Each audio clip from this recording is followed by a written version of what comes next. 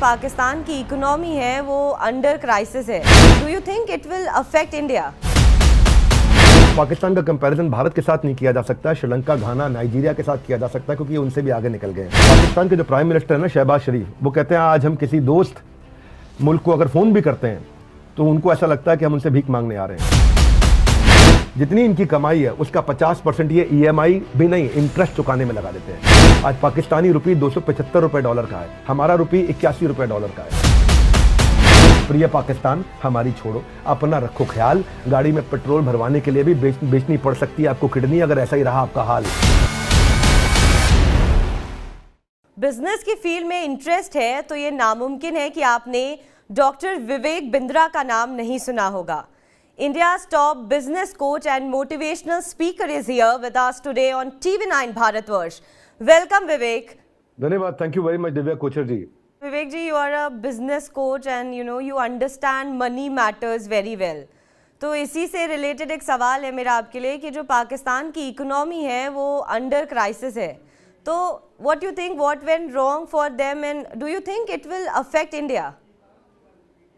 Affect India तो हाँ, naturally कुछ अफेक्ट तो इंडिया को करेगा क्योंकि अब पाकिस्तान जब ज़्यादा कमज़ोर होगा, जैसे कि यूएस से अब हट करके चाइना का वहाँ पे इंटरवेंशन बढ़ा है। चाइना आज अपना 30% आर्म्स का सप्लाई एक्सपोर्ट वहीं कर रहा है। पाकिस्तान का मैक्सिमम एम्यूनेशन सारा चाइना से आ रहा है। पाकिस्तान जितना कमज़ोर होगा, चाइना वहाँ पे उसको और ज़्यादा मजबूती से और अंदर प्रवेश कर जाएगा और उनको पैसा देगा और कर्जे के ट्रैप में फंसाएगा और पूरी की पूरी इकोनॉमी को कंट्रोल करेगा चाइना पाकिस्तान की, जैसे उन्होंने श्रीलंका के साथ में किया। तो वो हमारे को तो इम्पैक्ट करेगा जब चारों तरफ से हमारे दुश्मन बढ़ते हैं। वैसे पक्का ही आपने पूछा पाकिस्तान के विषय में, पाक ने कटवाई अपनी नाक। उसका नाम अब पाकिस्तान नहीं, राखिस्तान या राख, यानी कि राखिस्तान या खाकिस्तान, खाक हो जाना चाहिए। क्योंकि इस समय मैं सबसे पहले कहना चाहता हूं, पाकिस्तान का कंपैरिजन भारत के साथ नहीं किया जा सकता, श्रीलंका, घाना, नाइजीरिया के साथ किया जा सकता है क्योंकि ये उनसे भी आगे निकल गए हैं। पाकिस्तान में लाखों लोग मेरे वीडियो देखते हैं, मैं नहीं चाहूंगा पाकिस्तान डूब जाए, पर एक बार किसी ने, मैं चुटकुले से समझाता हूं आपको, कि सोनू नाम का एक लड़का था, उसने पूछा एशिया का सबसे अमीर देश कौन है, तो मोनू ने उसे कहा कि पाकिस्तान सबसे अमीर है। तो सोनू ने पूछा ऐसा क्यों, तो मोनू बोला यार क्योंकि वो 300 रुपए किलो चावल खाते हैं, 500 रुपए किलो टमाटर खाते हैं, 250 रुपए के लीटर पेट्रोल डलवाते हैं और जो है दूध भी पीते हैं 300 रुपए लीटर। तो यानी कि वहां सब कुछ इतना महंगा हो चुका है। पाकिस्तान के जो प्राइम मिनिस्टर है ना, शहबाज शरीफ, वो कहते हैं आज हम किसी दोस्त मुल्क को अगर फोन भी करते हैं तो उनको ऐसा लगता है कि हम उनसे भीख मांगने आ रहे हैं। हम दूसरे देशों से हाथ मिलाते हैं, ये उनके आगे, हम यानी कि इंडिया दूसरे देशों से हाथ मिलाते हैं। जो हमारे प्रधानमंत्री, ये दूसरे देशों से हाथ नहीं मिलाते, उनके आगे हाथ फैलाते हैं। फर्क बड़ा आ गया। आपको बताया तो फेडरल मिनिस्टर ऑफ प्लानिंग जो है उनके अपने एहसान इकबाल, वो कहते हैं कि मैं नेशन को कह रहा हूं कि भाई चाय कम पियो। उस समय यूएस सेक्रेटरी जो हुआ करती थी मेडेलिन एल्ब्राइट, 26/11 में 2008 के अंदर जब उन्होंने हमला किया था, तो बोले पाकिस्तान जो है वो इंटरनेशनल माइग्रेन है। और आज 2008 से 15 साल के बाद आज भी ये बात उतनी ही सच है क्योंकि इतनी अनस्टेबल गवर्नमेंट रही, एक्सट्रीम करप्शन रहा है वहां पे। पाकिस्तान की सबसे बड़ी दिक्कत क्या है सोचो, सबसे बड़ी दिक्कत पाकिस्तान की है कि वो डिटर्जेंट की ऐड आती थी, तुम्हारी कमीज मेरी कमीज से सफेद कैसे। ये अपने गिरेबान में मत झांको, हिंदुस्तान को कैसे बर्बाद करे, बस इसी की राह ताको। इसीलिए खुद के पैरों पे खड़े होने से ज्यादा उन्होंने सारा ध्यान भारत के पैरों को कमजोर करने पे लगाया। पाकिस्तान अपने पांव गंवा चुका है। कोई भी देश अपने इकोनॉमिक पावर को मजबूत करे, उससे मिलिट्री पावर मजबूत होती है। ये उल्टा चलते हैं, ये मिलिट्री पावर को मजबूत करते हैं, इकोनॉमिक पावर को मजबूत नहीं करते। देखो मैं आपको समझा देता हूं, वैसे देवी जी आप समझो दिव्या, कि मिलिट्री सपोर्ट को आप खरीद सकते हो, इकोनॉमिक सपोर्ट खरीद नहीं सकते, वो उधार लेना पड़ता है। दोबारा समझाता हूं, आप आर्म्स, आप जो है, आप तीनों तरह की जो आपकी सेना होती है, जल वायु थल, तीनों प्रकार की सेना जो है, उसको आप खरीद सकते हो बाजार से, पूरी दुनिया से, लेकिन पैसा आप खरीद नहीं सकते, पैसा उधार लेना पड़ता है। तो ये आज दिक्कत क्या है कि इनको पैसे से अगर ये मजबूत हो जाते हैं तो दुनिया से आर्म्स खरीदते हैं। ये आर्म्स खरीदने में पैसा लगाते हैं, पैसा दूसरों से उधार लेना पड़ता है। ये हमारा हमसाया मुल्क है पर दूसरों के पैसों पे जीता आया है। हमसाया मुल्क है, दूसरों के पैसों पे जीता आया है, कभी चीन, कभी अमेरिका, कभी आईएमएफ, और उसका इस्तेमाल भी अपने विकास की जगह दुनिया को नाश करने में लगाता आया है और दूसरों के पैसों पे जीता है। जो पी है ना पाकिस्तान में, वो ऐसा है दिव्या, समझो परेशान पड़ोसी, वो है पी। पाकिस्तान का पी है परेशान पड़ोसी।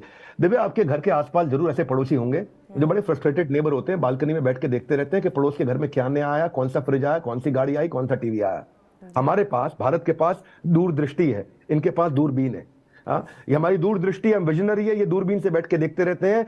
और इनके पास जो दूरबीन है हमारी सक्सेस को नोट करने में, ये पूरी तरह से लीन है। पाकिस्तान एक फास्टेस्ट ग्रोइंग इकोनॉमी हुआ करता था 1960-70 में। आज 22 करोड़ लोग उनके बिना बिजली के जी रहे हैं, अब उनको भीख भी नहीं मिल रही। 75 साल की आजादी के बाद पाकिस्तान का यह हाल है। दूसरे देश को फूकने के लिए अपना पैसा जला दिया, आज इनको वक्त पे पैसा मिलने के लिए हर आदमी ने रुला दिया। पाकिस्तान क्या कहता है? If one can do let him do, if none can do how can I do. तो पाकिस्तान सोल्यूशन ओरिएंटेड नहीं है। साउथ एशिया की सबसे कमजोर कड़ी, कर्जों पर इनकी इकोनॉमी खड़ी। आज क्या है, जो नॉम चोकसी जो है यूएस इंटेलेक्चुअल, पाकिस्तान कभी भी भारत की सैन्य शक्ति की बराबरी नहीं कर सकता है, वो कहते हैं ऐसा। लेकिन ऐसा करने के चक्कर में उसने अपने देश का बेड़ा गर्क कर दिया। ये लोग इंडिपेंडेंस के टाइम पे अपना देश मांगते थे दिव्या, पर आप देश को चलाना हो रहा है भारी, और मांगने की आदत आज भी है इनकी जारी। आज आपको बताया था डेट टू जीडीपी रेशियो इनका 70% है, यानी कि जितना इनका जीडीपी है, इसको ऐसे समझो, जितनी इनकी कमाई है उसका 50% ये ईएमआई भी नहीं, इंटरेस्ट चुकाने में लगा देते हैं। आज पाकिस्तानी रुपये 275 रुपए डॉलर का है, हमारा रुपये 81 रुपए डॉलर का है। इनका इन्फ्लेशन रेट 27% है। इनकी 40% जो पॉपुलेशन है वो भयंकर गरीबी रेखा के नीचे है। फॉरेन रिजर्व इनके पास है ही नहीं, $3 बिलियन। ऐसा बताया जाता है कि 2 हफ्ते में इनका फॉरेन रिजर्व खत्म हो जाएगा, उसके बाद ये पूरी तरह भूखा नंगा हो जाएगा। क्षमा चाहता हूं, कठोर बोलना पड़ रहा हूं। 250 रुपए लीटर पेट्रोल, 260 रुपए लीटर डीजल, 210 रुपए लीटर आपका दूध। वहां पे मैं नॉनवेज की बात नहीं करता, पर बताना चाहता हूं ये नॉनवेज खाते हैं। 900 रुपए किलो चिकन हो गया वहां पे। प्रिय पाकिस्तान, हमारी छोड़ो, अपना रखो ख्याल। गाड़ी में पेट्रोल भरवाने के लिए भी बेचनी पड़ सकती है आपको किडनी, अगर ऐसा ही रहा आपका हाल। तो इसलिए मैं कह रहा हूं, आईएमएफ जिनके पास ये गए हैं, उन्होंने $6 बिलियन जो उनको 2019 में बताया था, अब उसको बचा हुआ $1.1 बिलियन देने के लिए मना कर रहे हैं। पाकिस्तान में भारी शर्तें लगा रहे हैं। और आज ये अगर इनको आईएमएफ ने पैसा नहीं दिया तो उनको खुद पैसा रेज करना पड़ेगा, टैक्सेस ज्यादा लेके। और बहुत ज्यादा टैक्सेस इन्होंने लिए तो पहले ही इनका इन्फ्लेशन 27% है, वो 40% हो जाएगा। कोई ज्यादा टैक्स लोगे और महंगाई बढ़ जाएगी, और महंगाई बढ़ जाएगी, 40% हो जाएगी इन्फ्लेशन। और अगर आईएमएफ ने नहीं दिया पैसा, बिल्कुल नहीं दिया, तो वो इनका इन्फ्लेशन आप जो है 27 आईएमएफ ऑलरेडी मना कर चुका है पैसा देने के लिए। तो वो इसलिए है क्योंकि इनकी बड़ी स्ट्रिंजेंट उनके अपने लॉज हैं। वो कह रहे हैं नियम है हमारे, नियम पालन कर लो। वो दिक्कत हो रही है इनको। और वो 60% अगर इन्फ्लेशन हो गया ना, क्या इनका हाल होगा। मैं बहुत दुखी भी हूं मन से, और इनकी गलतियों के बारे में बात भी करना चाहता हूं। नेचुरल गैस प्राइस जो था इनका, वो 16% टैक्स से 112% टैक्स कर दिया। सोचो जिस यहाँ पे गैस का ये हाल हो। भाई जो फिच, जो ग्लोबल रेटिंग देने वाली ऑर्गेनाइजेशन है, उन्होंने आईडीआर होता है इशूअर डिफॉल्ट रेटिंग, कि किसी ने पैसा उधार लिया उसकी क्या रेटिंग है, लौटा पाएगा कि नहीं लौटा पाएगा। जैसे आपके यहाँ पे, हमारे यहाँ पे भी रेटिंग होती है ना, कि भाई आपको क्या रेटिंग मिल रही है, आप लौटा पाओगे नहीं लौटा पाओगे पैसा। तो इनकी रेटिंग पहले ही CCC+ थी। AAA अच्छी है, AAA- अच्छी है, BBB+ फिर भी ठीक है, लेकिन CCC+ थे, ये CCC- हो गए हैं। आप सोचो ना, वर्जिन अटलांटिक एयरलाइन ने बोला पाकिस्तान में हम अपनी हवाई जहाज उड़ाएंगे ही नहीं, क्योंकि ना वो उन्होंने फ्यूल और टैक्सेस बढ़ा दिए। ऑन ग्राउंड सपोर्ट ये लोग करते नहीं है। अब कौन है इसके लिए जिम्मेदार? इसके लिए जिम्मेदार कौन है? पाकिस्तान 2 हिस्सों में बटा हुआ है। एक हिस्सा जो पेट्रोल सब्जी के लिए भेड़ की तरह लाइनों में लगे हैं, और दूसरा हिस्सा जो लाहौर के कैनेडियन कॉफी हाउस में सुकून की चुस्कियां ले रहे हैं। ये हिस्सा बना कैसे है? सबसे अनोखी बात बताता हूं आपको। अभी पिछले हफ्ते एक टिम हॉर्टन्स नाम का एक कॉफी हाउस खुला, बड़ा महंगा है वो, और पहले ही दिन में इन्होंने रिकॉर्ड सेल्स करी। पाकिस्तान में किसी कॉफी हाउस ने 61 साल तक वो सेल्स नहीं करी। मैं पढ़ रहा था इनके बारे में। जब इन्फ्लेशन 45 साल में इतनी महंगाई ऊंची है, उसके बावजूद इतने महंगे कॉफी हाउस में लाइन लगा के लोगों ने लाखों रुपए की, करोड़ों रुपए की कॉफी के लिए ऑर्डर देने के लिए पहुंच रहे हैं वहां पे। कौन है जिम्मेदार इसके लिए? इसके लिए जिम्मेदार है इनके कोर कमांडर। कोर कमांडर को ना करोड़ कमांडर भी बोलते हैं। सारे के सारे जो कमांडर इनके आर्मी के थे, वो बड़े बड़े करोड़पति हो गए। जो आर्मी के जनरल बाजवा थे ना, वो 12.7 बिलियन पाकिस्तानी रुपए उन्होंने 6 साल में कमा लिए। 12.7 बिलियन। बाजवा की जो पत्नी है, वो टैक्स भी फाइल नहीं करती थी उनके प्रधानमंत्री बनने से पहले। आज वो बिलियनर हो चुकी है 6 साल के अंदर। पाकिस्तान के जो आर्मी जनरल है, वो पूरे पाकिस्तान का 12% जमीन उनकी खुद की है, चाहे वो रेजिडेंशियल हो, कमर्शियल हो, फर्टाइल हो। इतना ज्यादा करप्शन है वहां पे। अब बात होगी मौज की, जिक्र होगा पाकिस्तान की फौज की। जब बात होगी भाइयों मौज की, जिक्र होगा पाकिस्तान की फौज की, क्योंकि वही मौज मारते हैं। इनका एक ही एजेंडा, मौका मिले तो लूट लो। आयशा सिद्दीका के बारे में बताया तो सीनियर डिफेंस एनालिस्ट है इनकी। वो कहती है पाकिस्तान की आर्मी की जो प्राइवेट वेल्थ है वो $20 बिलियन है। $10 बिलियन इनकी जमीन है, $10 बिलियन का इनका पैसा है। 33% जो मैन्युफैक्चरिंग है वो आर्मी के लोगों के पास है। 7% प्राइवेट एसेट वो आर्मी के लोगों के पास है। आर्मी अपनी फाउंडेशन के माध्यम से 100 से ज्यादा कंपनियां चला रही, banking, school, university, tourism, insurance, construction, IT, oil business, shipping. Army का काम है चलाना, आर्मी का काम है। यही यही यहाँ पे कई बार ऑपोजिशन वाले भी आके बोलते हैं बिजनेस सरकार क्यों करेगी बिजनेस, आर्मी क्यों करेगी बिजनेस, बिजनेसमैन को करने दो। देखो चक्कर क्या, मैं बताता हूँ सिर्फ असर क्या आता है आपको, उसने कर रही आर्मी करने दो, आपका सवाल होना चाहिए, मैं समझाता हूँ। जब सैया भय कोतवाल तो डर काहे का। भाई जब आपका पति ही कोतवाल है तो आपको डर किस चीज का लगेगा। जब आर्मी बिजनेस कर रही है चोरी करके रख ले, क्योंकि आर्मी पकड़ने वाली होती है, वो पकड़ेगी। बेनजीर भुट्टो को देखो ना, $1.5 बिलियन उसने, इमरान खान को देखो, उन बेनजीर भुट्टो $1.5 बिलियन का, इसको देखो बहुत छोटा काम किया इमरान भाई ने। क्या किया इन्होंने, $2 मिलियन के इनको गिफ्ट मिले थे, वो जो आपके सऊदी क्राउन प्रिंस है मोहम्मद बिन सलमान, उन्होंने इनको एक एंटी घड़ी दी थी, एक गोल्ड का पेन दिया था, एक अंगूठी दी थी और शर्ट में लगाने वाले कफलिंग दी। ये भाई उनको भी बेचा है, दिखाता है उसकी मैं क्या करूंगा गोल्ड के पेन का, इसको बेच के पेन से मुझे लिखना क्या है, हम लोग लिखने पढ़ने वाले, पैसा दे दो हमारे को। बुरा नहीं मानना भाई पाकिस्तान के लोग, आज आपके यहाँ पे इसलिए समस्या आ रही है। शहबाज शरीफ जो आपके प्राइम मिनिस्टर है, वो $14 बिलियन के रुपए के मनी लॉन्ड्रिंग केस में यूके को लड़ रहे हैं इस समय। उनके जो बड़े भाई थे पहले प्रधानमंत्री नवाज शरीफ, अभी शहबाज शरीफ है, बड़े भाई नवाज शरीफ थे पहले, वो भाग गए एग्जाइल में लंदन के अंदर, 2019 से 7 साल की जेल उनको पाकिस्तान ने सुना रखी है मनी लॉन्ड्रिंग के केस में। तो एक चुटकुला समझाता हूं आपको, एक पाकिस्तानी भारतीय से बोला, आप लोग चोरों के साथ कैसा सलूक करते हो। तो भारतीय ने जवाब दिया, हम चोरों के साथ कैसा सलूक करते हैं, हम अच्छा सलूक करते हैं, उसे इंसान की तरह ट्रीट करते हैं, उसे हम लोग जेल में अच्छा खाना देते हैं, उसको जेल में हम गर्म कपड़े देते हैं, उसको लंबी अदालती कार्रवाई से गुजरना पड़ता है, लेकिन जेल में सुकून की जीवन जी पाता है वो। पाकिस्तानी कहता है तुम क्या आराम देते हो अपने चोर को, हम तो उसको वजीर आजम बना देते हैं अपने यहाँ चोर को। तो देखो पाकिस्तान की हालत इस समय खराब है। कंपेयर करता हूँ इंडिया के साथ में, वो बेचारे जीडीपी $376 बिलियन है, हम $3.4 ट्रिलियन है, हमारी जीडीपी पाकिस्तान से 10 गुना ज्यादा बड़ी है। ये क्या कहते, क्यों हमसे लड़ना चाहते हैं। अरे भाई फोकस करो अपने सोल्यूशन पे। इनकी जीडीपी ग्रोथ रेट 2% है, हमारी लगभग 7% है। इनकी जीडीपी पर कैपिटा इनकम $1,600 है, हमारी इस समय $2,500 से $3,000 पहुंच गई है। इनके यहाँ इन्फ्लेशन रेट 27 से 60% जा रहा है, हम लोग 5% इन्फ्लेशन पे है। इनके यहाँ फॉरेन रिजर्व है ही नहीं, खत्म हो चुका है, $2 बिलियन बचा है। हमारे यहाँ फॉरेन रिजर्व लगभग $650 बिलियन है, 6th इन द वर्ल्ड। हम इनसे 200 गुना ज्यादा, 200x। विवेक जी अभी फिलहाल जो है हम इंडिया से तो कोई कंपैरिजन है नहीं पाकिस्तान का, लेकिन जिस तरीके से, जिस क्राइसिस से जो है पाकिस्तान गुजर रहा है, तो आसपास की पॉलिटिकल पार्टी इमरान खान, शहबाज शरीफ में जो है छींटाकशी चल रही है। लेकिन ये माना जाता है कि जब इमरान खान प्रधानमंत्री रहे हैं जितने समय के लिए भी पाकिस्तान में, तो इस तरीके की जो है आपदा नहीं आई जो शहबाज के रहते हुए आ रही है। तो क्या आपका मानना होगा कि कंपेरेटिवली शहबाज शरीफ से इमरान खान पाकिस्तान के लिए बेहतर प्रधानमंत्री थे? नहीं, मुद्दा यह है कि ये बेहतर थे कि नहीं थे, आप ये समझ लीजिए। आज बहुत बदतर है। मैं ये बताऊं कि देखो, अब आप मुझसे बोले कि 2 चोर में बताओ कौन बड़ा चोर कौन छोटा चोर। आप बांग्लादेश के साथ कंपेयर करो ना, हालत क्या कर दी है इन्होंने। बांग्लादेश ही इनसे बहुत आगे है इस समय। आप बांग्लादेश से शुरुआत में कंपेयर भी कर रहे थे। आप सोचिए ना, आज पता है समस्या क्या है। आज समस्या यह है कि आज भारत की तरफ पूरी दुनिया देख रही है रशिया और यूक्रेन कॉन्फ्लिक्ट में कि हम रिजॉल्व कर रहे हैं। भारत दूसरा सबसे बड़ा डोनर बन चुका है लोगों को गरीबी से, तकलीफों से बाहर निकालने के लिए दुनिया के अंदर। $70 बिलियन हमने आज इंडिपेंडेंस से अब तक दूसरे गरीब देशों को दान किया है। और इनको देख लो, $70 बिलियन छोड़ो, इनको कोई $7 बिलियन, कोई $1 बिलियन भी IMF देने को तैयार नहीं है। आज तो टर्की पाकिस्तान की बेइज्जती कर रहा है। अजीम जमाल जो है वहां पे प्राइम मिनिस्टर ऑफ टर्की के जो स्पेशल असिस्टेंट है, वो कह रहे हैं भैया शहबाज शरीफ मत आना यहाँ पे, हम तुम्हारे को यहाँ पे नहीं देख सकते इस समय। पाकिस्तान क्या बोल रहा है, अच्छा चलो छोड़ो, अब आपके यहाँ तकलीफ है, हम आपसे अब इस समय और दान नहीं मांगेंगे, हम आपकी मदद करना चाहते हैं, हम आपको दान ही नहीं मांगेंगे आपसे। ये क्या मदद करी भाई तुमने। आप ये छोड़ो, अब मैं आपको समझाता हूँ। ये सारा समस्या इसलिए है क्योंकि इन्होंने ध्यान नहीं दिया। ये पाकिस्तान एम्बेसडर जो चाइना के, वो बोलते हैं कि हमारा चाइना से जो रिश्ता है वो पहाड़ों से ऊंचा है, वो समुंदर से गहरा है, वो स्टील से मजबूत है, वो स्वीटर देन हनी है। तो चाणक्य पंडित ने कहा था, एनिमीज एनिमीज अ फ्रेंड, दुश्मन का दुश्मन दोस्त होता है। उसी चक्कर में चले गए क्योंकि चाइना इनको कश्मीर पर सपोर्ट करता है। UNSC में जब इंडिया आकर के कोई रेजोल्यूशन पास करने की कोशिश करता है, वो वीटो पावर के साथ में टेररिस्ट जो ऑपरेट कर रहे हैं पाकिस्तान में नॉकडाउन कर देता है, क्योंकि चाइना के पास वो पावर है इस समय, तो वहाँ उसको सपोर्ट करता है। और पाकिस्तान लगा हुआ है कि भाई मैं आपकी पीठ खुजाऊंगा, आप मेरी पीठ खुजाओ, तुम्हें तिब्बत और ताइवान, हम वहां पे तुम्हारा सपोर्ट करेंगे।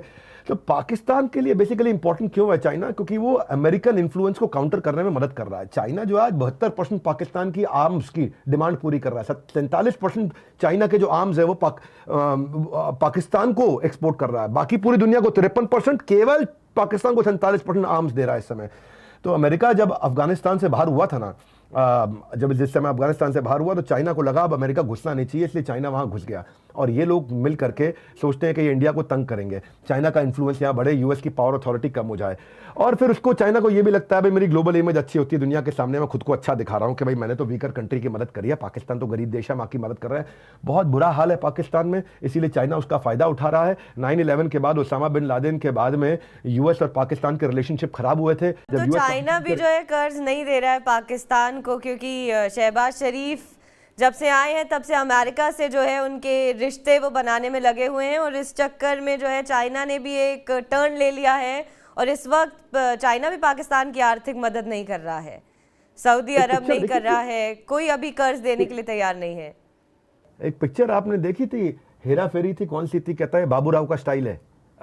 ये चाइना का स्टाइल है। ये थोड़े दिन के लिए चाइना वेट कर रहा है, ये देख रहा है कि लौट के उनके पास आएंगे और तब जो है उसके पास नेगोशिएशन पावर बढ़ चुकी होगी, ये और लूटेगा। बड़े लुटेरे जो होते हैं ना, वो क्या करते हैं, सामने वाले को पहले बर्बाद उन्हें देते हैं, फिर जाकर के खाते हैं, सस्ते में मिल जाता है। देखो जैसे ना, ये ऐसे समझो, उसको एक कंपनी है हमारे देश के मित्तल जी की एक कंपनी है स्टील की, आर्सिलर स्टील मित्तल जो है ना, तो आर्सिलर मित्तल यही करते हैं, वो एक्विजिशन पे काम करते हैं। 100 रुपए की चीज को 20 रुपए में खरीदते हैं, जब वो डूब रही होती है तब उसे खरीदते हैं, और 100 रुपए की चीज को 20 में खरीद के उसको 200 का बना देते हैं। चाइना यही करना चाहता है। चाइना अभी इस समय हर समय आगे रहे, ले लो हमसे ले लो, तो चाइना की इज्जत नहीं होगी। तो ये आप इसको हेरा फेरी पिक्चर के बाबूराव की तरह देखो, ये बाबूराव का स्टाइल है, चाइना का स्टाइल है, इसलिए थोड़ा रुक करके आएगा। ये तो उनके अल्टीरियर मोटिव्स हैं। आप सोचो ना, क्यों जाएगा पाकिस्तान उनके पास? 150 यूएन के ब्लॉक लिस्टेड आतंकवादी इस समय पाकिस्तान में रहते हैं। अब यूएनएससी में जब इनके खिलाफ में जब कोई वोटिंग होती है तो चाइना वहां इनके सपोर्ट में उतर आता है। इनको चाइना की बहुत जरूरत पड़ेगी। ग्लोबल टेररिस्ट आज भी सारे पाकिस्तान से ओपनली ऑपरेट कर रहे हैं, तो पाकिस्तान अपनी इमेज टेररिस्ट को दोनों को ग्लोबल स्टेज पे बचाने के लिए यूएनएससी की जो उसके पास में वीटो पावर है उसका इस्तेमाल करेगा। और ये डूबते को तिनके का सहारा है। और ये आप सोचो ना, पिछले 20 साल में यूएस ने $32 बिलियन दिया और पिछले कुछ सालों में चाइना ने $30 बिलियन दे दिया। तो चाइना अभी है साथ में। शहबाज शरीफ बोल भी रहे हैं कि हमारी इकोनॉमिक चैलेंज इस समय अनइमेजिनेबल है। IMF जो बोल रहा है वो हम मान नहीं सकते, और अगर हम नहीं माने तो हम कहीं के रहेंगे नहीं। तो इसलिए अब ये दोनों तरफ ट्राई मारते रहेंगे और चाइना तब इनको सपोर्ट करने के लिए आएगा। वैसे भी आपको बता दूं, पिछले लगभग 75 साल की आजादी में ये 23वां बेल आउट है पाकिस्तान के लिए। हर 3 साल में पाकिस्तान कटोरे के लेवल पे आ जाता है भिक्षा मांगने के लिए, और उसके बाद IMF आकर के उसको जिंदा करता है मरे हुए पाकिस्तान को। तो 75 साल में 24 बार इस समय ये अब तक जाकर के IMF से बेल आउट ले चुके हैं। पूरी दुनिया में इतना बेल आउट किसी ने नहीं मांगा, पूरी दुनिया में ये एकमात्र ऐसा देश है जो हर 3 साल में बैंक करप्ट होने के एवरेज निकाल के बता रहा हूं। ये नहीं कह रहा हूं हर तीसरे साल होता है, पर एवरेज हर 3 साल में खत्म हो जाता है। सऊदी अरेबिया से ये कोशिश कर रहे हैं अभी 4 बिलियन के लिए, UAE से कोशिश कर रहे हैं 1 बिलियन के लिए, और चाइना को ये 1.5 बिलियन के लिए रिक्वेस्ट कर चुके हैं। 1 बिलियन के आसपास IMF से भी ट्राई कर रहे हैं। अब देखो आगे क्या होता है। इंडिया के साथ में, मैं समराइज कर देता हूं, इंडिया के साथ में पाकिस्तान का कमजोर होना, साउथ एशिया और पाकिस्तान पर चीन की पकड़ और ज्यादा मजबूत बना देना है। जितना ज्यादा इंडिया ये कमजोर होगा, चीन और अंदर घुसेगा। IMF बेल आउट नहीं करेगी, चीन फिर से हीरो बनेगा, पाकिस्तान का इस्तेमाल करके भारत को घेरने में लगेगा। इंडिया के 2 पड़ोसी श्रीलंका और पाकिस्तान दोनों कमजोर, तो सार्क और ज्यादा कमजोर, तो चाइना और अंदर घुसता है। और पाकिस्तान के लिए अगर आप मुझसे पूछे सुझाव क्या है, सुझाव यह है कि पाकिस्तान को अपनी इकोनॉमी में भरोसा देने के लिए एंटरप्रेन्योर्स को आगे बढ़ाना चाहिए। शॉर्ट टर्म लॉन्ग टर्म दोनों पे काम करना चाहिए। शॉर्ट टर्म में मतलब IMF और चाइना से पैसा उठाए, और लॉन्ग टर्म में रिस्ट्रक्चर करे एनर्जी स्ट्रक्चर सेक्टर को, कैश की इकोनॉमी को बंद करें। जो कच्चे के धंधे चल रहे हैं, इनके यहाँ सारे काम कच्चे में हो रहे हैं, मनी सर्कुलेशन के, उसको बंद करें। टेररिज्म को रोके। 20% इनकी GDP कच्चे में चल रही है, और स्ट्रेटेजिक लोकेशन है भाई, इनकी लोकेशन बहुत अच्छी है देवी जी। ये साउथ एशिया, सेंट्रल एशिया और वेस्ट एशिया के बिल्कुल बीच में बैठे हैं। रीजनल इकोनॉमिक हब है ये। अगर वहां इंफ्रा अच्छा कर दें और ग्लोबल ट्रांसपोर्टेशन के लिए इंफ्रा अच्छा कर दें, सड़कें बनाए जहां से क्रॉस बॉर्डर ट्रांसपोर्टेशन और बिजनेस अच्छा हो, तो और रेवेन्यू जनरेट करेंगे। एक्सपोर्ट इनके हो नहीं रहा, उसको कराएं ये, जिसके कारण खत्म हो गया। लेकिन जिस तरीके का टेररिज्म बढ़ रहा है, अब तो इनके साथ वो सिलसिला हो गया है स्नेक्स इन द बैकयार्ड। तो जो है TTP से लेके सारे इनके उल्टे हो चुके हैं। तो इस दौर पे ना तो कोई बड़ी कंपनियां पाकिस्तान में इन्वेस्ट करना चाहती हैं, ना अगर आप खिलाड़ियों की बात करें तो वो पाकिस्तान में जाके खेलना चाहते हैं। तो ये भी एक जो है बहुत बड़ा डार्क साइड है पाकिस्तान का, कि अगर वो चाहें भी तो जो निवेशक हैं वो आने से कतराएंगे जिस तरीके का। बिल्कुल नहीं आएंगे। दिव्या आपने बिल्कुल ठीक बोला। इस सब ना लीडरशिप पर डिपेंड करता है। जब लीडरशिप मजबूत होती है तो चीजें अच्छी होती है, लॉन्ग टर्म होती है। मैं बहुत सालों के बाद हमारी इस वित्त मंत्री की तारीफ इसलिए करता हूं क्योंकि इन्होंने बांटने की की जगह लॉन्ग टर्म इंफ्रास्ट्रक्चर में पैसा लगाया है, जिससे इकोनॉमी बचती है। बांटने से इकोनॉमी घटती है। 1 रुपए की रेवड़ी बांटो, 90 पैसे की इकोनॉमिक एक्टिविटी होगी, और 1 रुपया इंफ्रास्ट्रक्चर पर लगाओ, 3.5 रुपए की इकोनॉमिक एक्टिविटी होगी। इन्होंने, जो हमारी सरकार ने अच्छा काम किया है, मेरे लिए ये वित्त मंत्री बहुत बुद्धिमान रही हैं। मैं, चाहे वो किसी भी पॉलिटिकल पार्टी की होती, आज ये कांग्रेस की होती तो भी इनकी तारीफ करता, आम आदमी पार्टी की होती तो भी करता, बीजेपी की है तो भी करता। तो जब आपने वित्त मंत्री का जिक्र कर दिया तो मैं चाहूंगी कि आपके जवाब के साथ जो है आप बजट पर भी जो है कुछ अपना बता दें जनता को कि इस बजट लेट हो गया, लेकिन फिर भी आपने पूछा है। बजट पे मैंने काफी चर्चा आपने वित्त मंत्री का जिक्र किया, तो फिर मुझे लगता है कि बजट पे अगर आप कुछ अपना बता दें तो देखो, आप ऐसे समझो 4.5 लाख करोड़ से 5 लाख करोड़ से 7 लाख करोड़, 7 से 10-12 लाख करोड़ इस समय इन्होंने जो इंफ्रा पे इन्वेस्टमेंट बढ़ाया है। इंफ्रा पे इन्वेस्टमेंट बहुत जरूरी होता है, वही हमारी इकोनॉमिक एक्टिविटीज को पुश देता है। आप सोचो 25 किलोमीटर की छोटी सी नोएडा एक्सप्रेसवे है, उसके कारण 1 लाख मकान बन गए, उसके कारण 25,000 ऑफिस बन गए, उसके कारण मॉल्स बन गए, उसके कारण कितनी इकोनॉमिक एक्टिविटी हुई। तो इंफ्रास्ट्रक्चर में पैसा लगाना ये लॉन्ग टर्म में बहुत बेनिफिट देता है। इस सरकार ने अपनी कमाई को भी बढ़ाया है, 10 लाख करोड़ से लगभग 13 लाख करोड़ का टैक्स कलेक्शन भी इन्होंने किया है। और इन्होंने सबसे डिफिकल्ट समय में, जब आस पास में सबका हो गया था हाल बेहाल, हमारी अभी भी मजबूती से चल रही है चाल। उसका कारण यही है कि डिसीजन इन्होंने लॉन्ग टर्म लिए हैं, शॉर्ट टर्म नहीं लिए हैं। और कुछ कमियां तो सारे बजट में रहती हैं, एक बजट कोई संपूर्ण परिपूर्ण तो होता नहीं, ये भी परिपूर्ण नहीं है। लेकिन मैं जब ये एंटरप्रेन्योरशिप को इंफ्रास्ट्रक्चर में पैसा लगाते तो मुझे लगता है ये लॉन्ग टर्म चलेगा। ये अमृतकाल वाला बजट वास्तव में था। तो मैं इस बजट को हमेशा आसानी से 8 नंबर देता हूं 10 में से। पर बहरहाल, आपने, मैं जाते वक्त ये कहूँगा कि बहुत लंबा आप लोग का समय नहीं लूँगा, ये ज़रूर कहूँगा पाकिस्तान के विषय में कि पाकिस्तान में 2 पाकिस्तान है। एक टिम हॉर्टन्स के बाहर लाइन लगाता है, दूसरा एक बोरी आटे के लिए लड़ रहा है। 1 करोड़ के बजट पर जो फौज वाला है, फौज का आदमी 1 करोड़ के बजट पर ऐश कर रहा है, दूसरा IMF की तरफ कटोरा लेके खड़ा है। एक तरफ इनके यहाँ 4 सूबे हैं, एक तरफ सूबा आजाद होने की कोशिश कर रहा है, दूसरा जम्मू कश्मीर के लिए छाती पीट रहा है। एक पाकिस्तान भूख से मर रहा है, दूसरा पाकिस्तान एटमी पावर की शान बघार रहा है। तो वहां 2 पाकिस्तान है। यहां पे बहुत बहुत डुप्लीशियस हो चुका है इस समय देश, लीडरशिप की बहुत कमजोरी है। इसलिए मैं कहूंगा ये वो मछली है जो पूरे तालाब को गंदा कर रही है, और वही मछली इस समय पाकिस्तान है, जिसके बारे में अमेरिका ने बोला है कि इंटरनेशनल माइग्रेन है। अब जिसको ये फोन करते हैं उसको लगता है पैसे मांगेगा। ऐसा होता है जब कहीं रिश्तेदार भी दूर कर लेते हैं सारे रिश्ते, जब समझ में आता सामने वाला तकलीफ में है, इसका फोन आया पैसा मांगेगा। दोस्त भी जब नौकरी चली जाती है, लगता है इसका फोन आया पैसा मांगेगा, फोन उठाना बंद कर देते हैं। इसी तरह दुनिया ने इनका फोन उठाना बंद कर दिया। मैं यही कहूंगा कि इनको लॉन्ग टर्म सोल्यूशंस पे काम करना चाहिए। धन्यवाद। डॉक्टर विवेक बिंद्रा, बहुत बहुत धन्यवाद आपका TV9 भारतवर्ष से बात करने का और तमाम तरीके की क्लैरिटी पाकिस्तान के लिए देने के लिए। शुक्रिया। Thank you very much.